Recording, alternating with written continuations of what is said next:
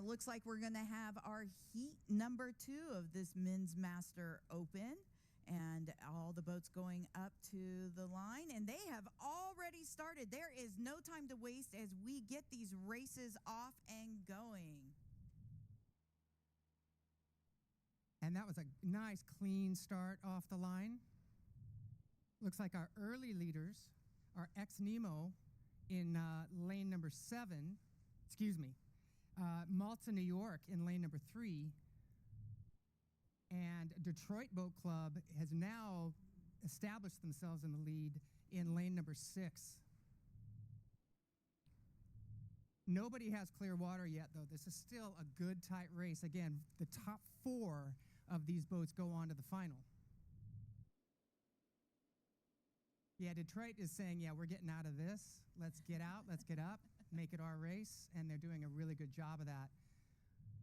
Right, well, this is their home region, so they have something to really get the crowd cheering for, so I'm sure they want those rights to be able to say, we did it. But yeah, that race right behind them between all the boats, lane number 7, Ex-Nemo, they are from Boston also, and definitely they are being led by Jonathan Adam Holland. They are textbook technicians when it comes to their rowing technique.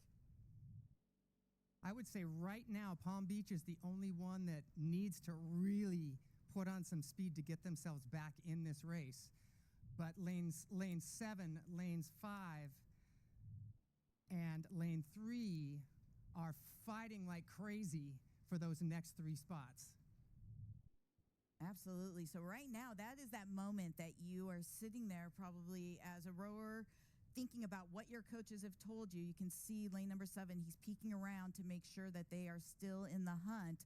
But the big thing here is to stay strong. They're all gaining on that leader right now, but that boat in last position, you never know. So one thing could happen. So you've got to keep maintaining your race plan.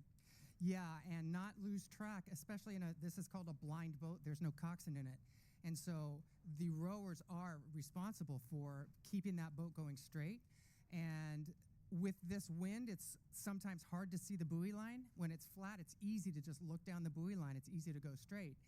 But once you get sort of mixed up with the buoys, it can also affect your blade and the shaft of your oar. So all of these things come into play right now as they try to find their best speed to get into this final. And look at the Ex-Nemo boat right there. Their blades are locked in. They are moving together. They are gliding that boat. But again, look at this. It is looking straight down that line. They are all fighting. But right now, it's our blue jersey. The men from Detroit Boat Club are just dominating this race. They are looking very smooth. It looks like the water is not affecting them. But the real race, here comes Ex-Nemo coming right in on Detroit. They are starting to make their move. They are going to push through. Will Detroit be able to hold them off? It does look like Detroit's holding them off, followed by Ex-Nemo in lane number 7. And then we have Texas Rowing Club. And the men from Palm Beach are actually going to be right behind that crew from Malta.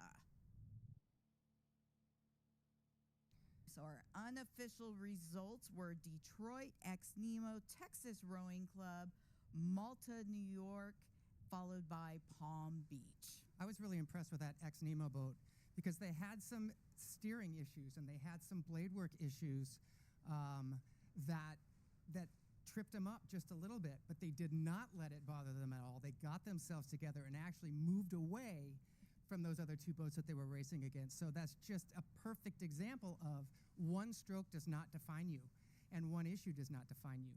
You trust your training, you trust your boat mates, you get yourselves together and you go. So that was cool. That was cool to see. And that's where the experience